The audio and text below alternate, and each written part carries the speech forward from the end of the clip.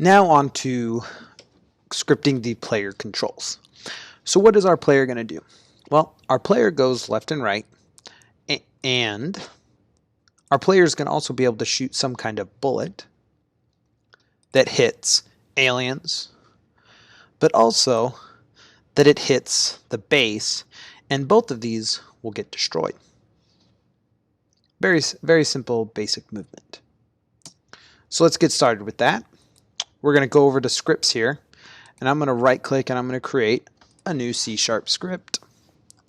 And I'm going to call this Gunship for what it is doing.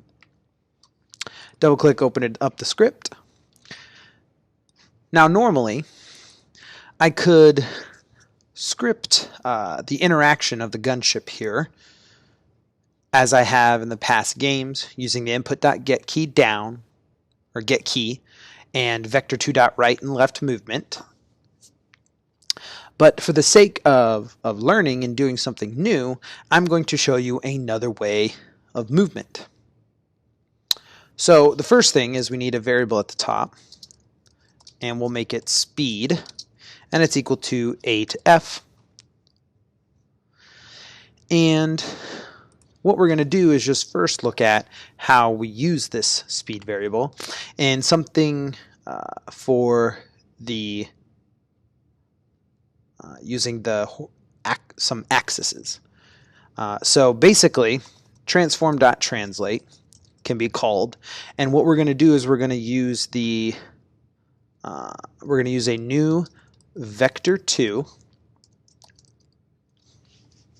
and the vector2 variable requires two things, an x and a y.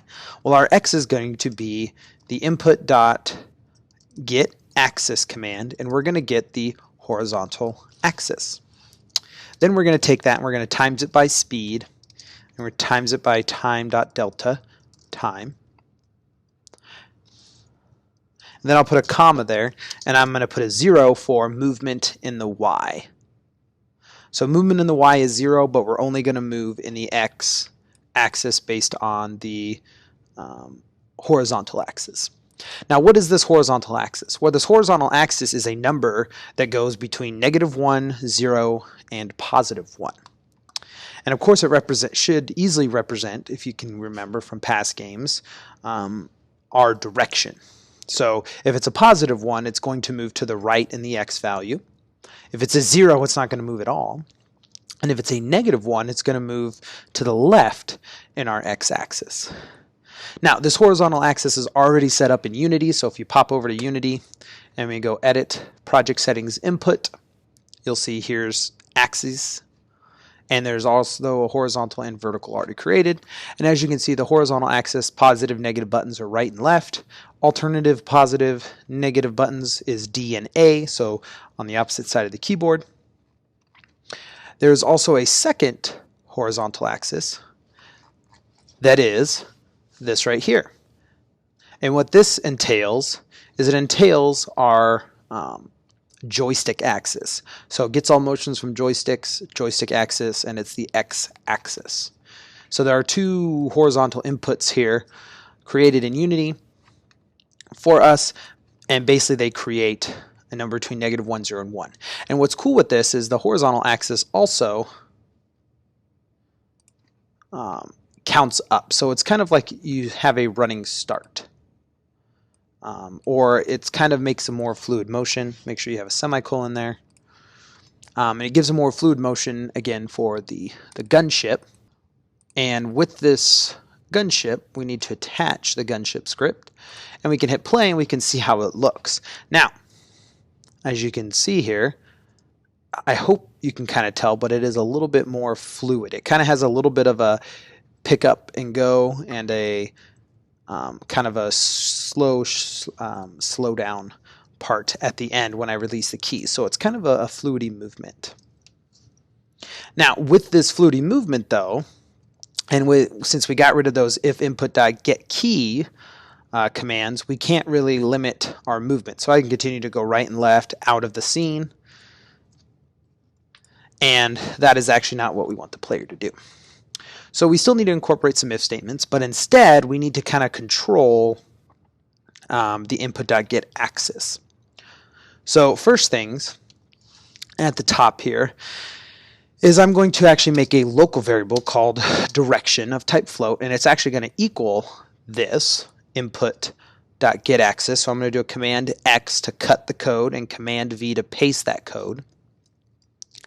And instead of having input.getAxis down here, I'm going to use the direction variable. Now, nothing has changed yet, but this is the first thing I want to do, semicolon at the end, but this is the first thing I want to do is get the direction or what the horizontal axis is. And after that, then I want to start checking the horizontal axis and also checking where my position is. So what you need to do, depending on your game, is we need to know what our X limit is for going right and left. So I'm going to move my guy here to the scene and look over and find out that about 6.25 to round up is kind of the edge of the scene. And just to double check, it should be the same. Yep, negative 6.25 should be a good number. And what happens is we have to think about this in a different way. Now, before I was saying, hey, as long as I am less than 6 point whatever, I can move right. As long as I'm greater than negative, I can move left. Well, in this case, what I want to see is I need to change that direction variable and reset it to 0 if I have gone past my 6.25. So once I've been greater than 6.25, and if my directions variable, or if I'm pressing basically the right arrow key, as in my direction variable is greater than 0, then don't move anymore. Set my direction back to 0.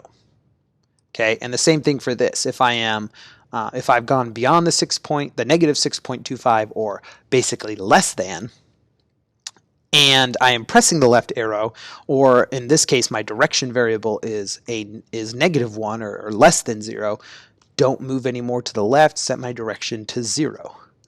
That's kind of the basic concept of that.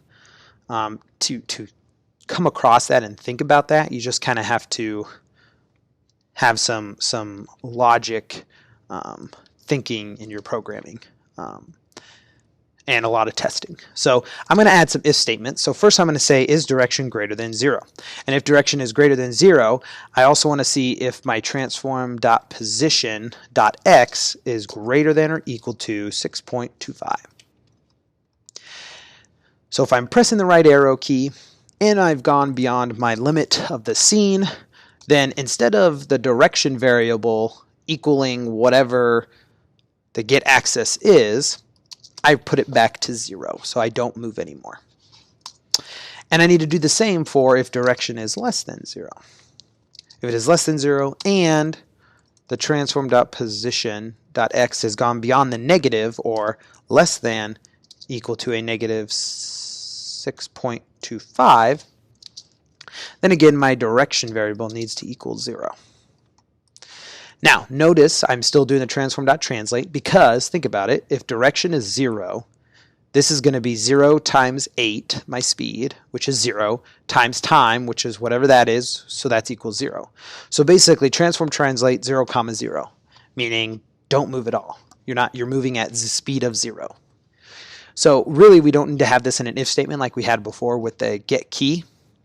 That should still work just fine and limit our movement. And that's what's nice with using just the axis and constantly translating. So I'm going to hit play and test out, make sure my limits are good, make sure I can go to the right and I kind of stop, and make sure I go to the left and I stop, and I can't hit the arrow keys anymore, but I can kind of move there.